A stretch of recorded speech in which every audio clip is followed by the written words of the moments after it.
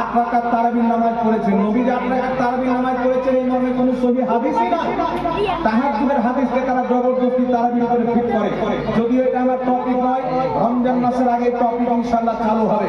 এখন আপনাকে বলতে চাই, নবী 1 মাস কন্টিনিউ 8 রাকাত তারাবির নামাজ পড়েননি। এই মোল্লারা 1 মাস কন্টিনিউ 8 রাকাত তারাবি পড়ে না? পড়ে না? নেকি মনে করে পড়ে না, গুনাহ মনে করে পড়ে? তারাবির নামাজ বন্ধ করতে হবে কি হবে না? এবার শুনুন পৃথিবীর মুসলমান, এই যে মাহফিল দেখছেন, বিভিন্ন জায়গায় ব্যানারে লেখা থাকে মিলাদুল নবীর মাহফিল, কিন্তু বর্তমানে কিছু মুন্সি বেরিয়েছে, খাস করে শয়তানের ট্রাক উল্টে গেছে বাংলাদেশের মাটিতে। এরা বলতে চায় মিলাদুল নবীর নামে জালসা দিলে বিদআত হবে। আমি ওই ভাইদেরকে বলতে চাই, যারা এই রকম মূর্খদের বক্তব্যকে শ্রবণ করে, এই রকম ইংরেজদের দালালদের বক্তব্য শ্রবণ করে, আমি আপনাকে বলতে চাই, আপনার মৌলবীকে জিজ্ঞাসা করেন, আজ থেকে 35 বছর ধরে বানারসের মাটিতে, ভারতের মাটিতে আহলে হাদিসদের প্রত্যেক বছর একটা কনফারেন্স হয়। কখনো মক্কার ইমামকে ডাকে, কখনো মদিনার ইমামকে ডাকে, কখনো মসজিদ শেখকে ডাকে।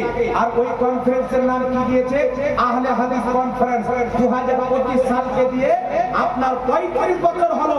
তারপরে বাংলাদেশ সহ একাধিক ভারতের মাটিতে আরেকটা তারা কনফারেন্স করে, যার নাম হলো সালাফি কনফারেন্স।